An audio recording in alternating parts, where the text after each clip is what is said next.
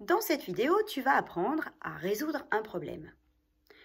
Souvent, quand on lit un problème, on ne trouve pas la réponse du premier coup. Il va falloir réfléchir et se poser des questions. C'est normal, on ne trouve très rarement la réponse à un problème sans réfléchir. Donc je vais te proposer là une méthode qui va te permettre de réfléchir et donc peut-être de trouver la réponse du problème. Ça se passe en plusieurs étapes. Tout d'abord, première étape, il faut réussir à comprendre le problème. Si on ne comprend pas le problème, on ne peut pas trouver d'opération ou de solution. Pour comprendre le problème, il faut faire comme quand on fait de la lecture, se faire son dessin animé intérieur, un petit peu comme si on avait un casque virtuel. Il faut se voir le dessin animé, voir l'histoire se passer dans sa tête. Et il faut être capable de redire avec ses mots. Pour être sûr d'avoir bien compris, il y a une solution. Être capable de redire son histoire avec ses propres mots. Mais ses propres mots, il ne faut pas répéter le problème. Deuxième étape, surligner la question et les données utiles. Là, c'est directement dans le problème.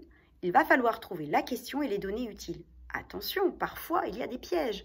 On vous donne des données qui ne sont pas utiles. On les appelle les données inutiles.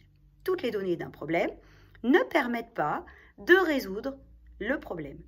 Et puis d'autres fois, on vous donne des données utiles, mais écrites avec des mots. Et là, souvent, vous les oubliez. Donc, il faut bien réfléchir à ce que l'on cherche. Qu'est-ce que je cherche? Est-ce que je cherche des euros, des mètres, des grammes, des cacahuètes ou des choux-fleurs? Peu importe. Mais il faut bien savoir ce que l'on cherche dans le problème pour pouvoir trouver les données utiles. Troisième étape, faire un dessin ou un schéma. Le mieux, c'est de pouvoir être capable de faire un schéma parce que c'est plus abstrait et ça va plus vite.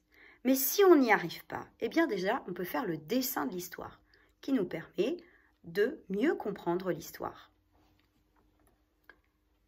Quatrième étape, utiliser des aides.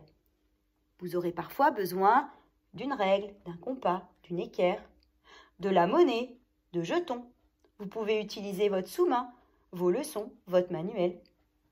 Tout ce dont vous auriez besoin, eh bien utilisez-le pour essayer de trouver la solution. Il y a aussi maintenant nos vidéos Karine t'explique. Cinquième étape, et ça n'arrive qu'en cinquième étape, trouver le calcul ou l'opération. Donc, avant de pouvoir trouver une opération, il faut bien réfléchir et bien comprendre le problème.